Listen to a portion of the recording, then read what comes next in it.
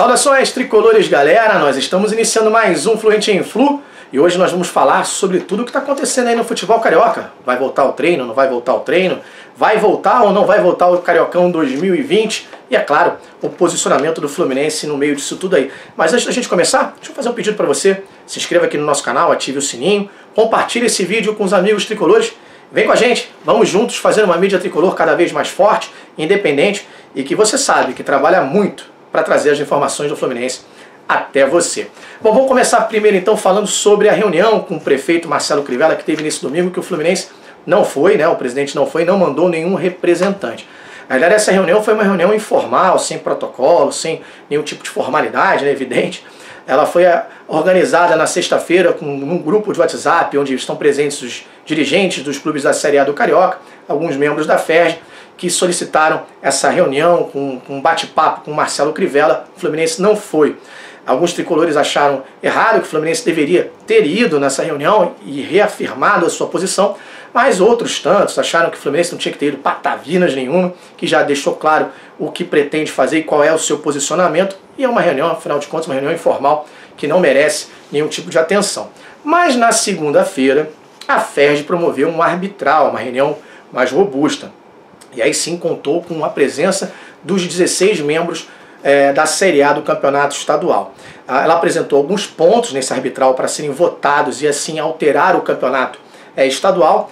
E o presidente Mário Bittencourt foi totalmente contra. Inclusive, ele já tinha falado no programa mais cedo da própria segunda, no Seleção Sport TV, que o Fluminense iria impugnar esse arbitral por entender que não tem a menor segurança jurídica e não tem menor cabimento. Não se pode fazer um arbitral no meio do campeonato, porque não existe nenhum tipo de... a lei não prevê nenhum tipo de alteração no decorrer do campeonato, não tem, portanto, nenhum tipo de segurança jurídica. O Botafogo, que andou flertando lá com a flexibilização, de voltar a treinar, etc., acabou assinando essa carta de impugnação e a gente vai trazer para vocês aqui o que a FERJ propôs e como é que Fluminense e Botafogo impugnaram esses pedidos, né? Primeiro, o item desse arbitral é o protocolo do jogo seguro, na fase 2.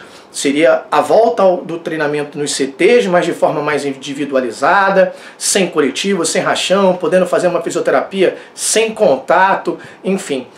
Uma coisa para inglês ver, como o próprio Mário Bittencourt já falou em alguma outra oportunidade.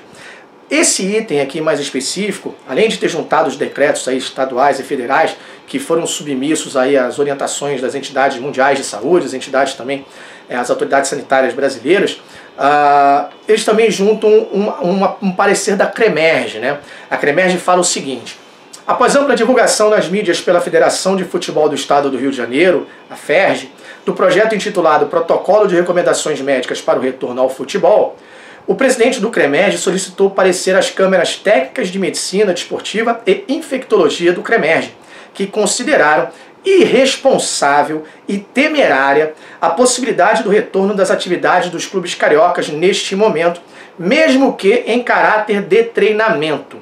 Recomenda-se não prosseguir com o plano proposto e aguardar por 60 dias para uma nova análise de índices epidemiológicos regionais. E a partir desses novos dados, com responsabilidade de segurança, cogitar qualquer retorno de atividade desportiva competitiva regional, se os dados no momento assim o permitirem. Portanto, para impugnar aí o retorno às atividades no CT, essa autorização da atividade do CT, a impugnação junta aí a um parecer técnico da CREMERJ, repita-se, que julga irresponsável e temerária. Em relação ao item número 2, que vai tratar sobre o registro de contratos, de novos contratos com prazo reduzido. A segurança jurídica para tal medida somente poderia advir de eventual flexibilização do governo federal quanto à legislação em vigor, em especial o prazo mínimo de vigência a que alude o artigo 30 da Lei 9.615/98, motivo pelo qual não se corrobora com qualquer alteração nesse sentido. Ou seja, por mais que seja determinado no arbitral que pode ou que não pode apresentar um contrato com tempo reduzido, ele não vai encontrar respaldo numa lei federal, portanto pode ser considerado nulo, né? Ele não tem força de lei para derrubar uma lei federal, portanto não tem segurança jurídica. Vamos dar sequência aqui, olha. Em relação à condição de jogo, que seria o item número 3, ao intervalo mínimo entre as partidas, ao mando de campo, que seria o item número 5, e aos jogos fora do estado do Rio de Janeiro, seria o número 6, todos esses itens eles estão intrínsecos ao regulamento da competição e não poderiam ser objeto de deliberação pelo Conselho Arbitral nesse momento, o que configurará, se levado a cabo, né, se for levado adiante, em violação da lei federal e ainda ao estatuto da própria entidade de administração de esporto. Né? E aí, mais adiante, fala o seguinte, que é inadmissível qualquer alteração perdão, nesses itens, pois representariam indevida modificação das normas previstas nos regulamentos geral e específico das competições, o que violaria de sobremaneira o artigo 9º, parágrafo 5º da Lei 10.671 de 2003, o Estatuto do Torcedor. Portanto, essas alterações não encontrariam respaldo para que tivessem a sua segurança jurídica para que fossem válidas.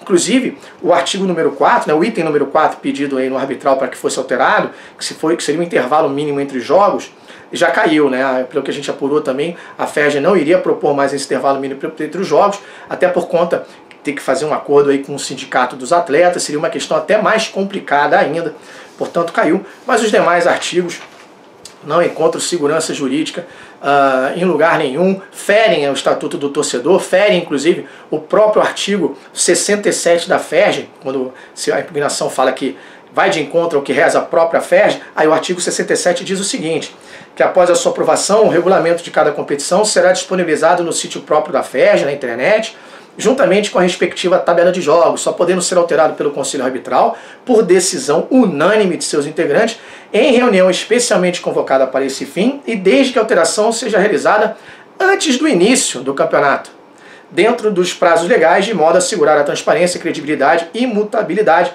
dos critérios democraticamente estabelecidos pelas equipes disputantes. A impugnação ainda fecha ressaltando que Fluminense e Botafogo reafirmam, né, que o posicionamento aqui externado não deve ser compreendido como recusa ou desistência ou desinteresse de prosseguirem na disputa da competição. Inclusive o Mário já ressaltou isso também ontem no programa Bem Amigos, onde ele disse que assim que tiverem condições humanas e que as entidades científicas, as entidades governamentais puderem respaldar o reinício das atividades, puderem garantir segurança aos jogadores, aos colaboradores, à imprensa, aos torcedores, a todos os envolvidos no futebol, o Fluminense seria o primeiro, né, a retomar as suas atividades. Portanto, essa é a impugnação apresentada pelo Fluminense e pelo Botafogo de uma forma sintetizada. A gente espera que tenha tirado aí algumas dúvidas de vocês aí em relação ao que está acontecendo no dia a dia do nosso futebol. Qualquer dúvida, deixa aqui pra gente que a gente volta amanhã trazendo mais informações.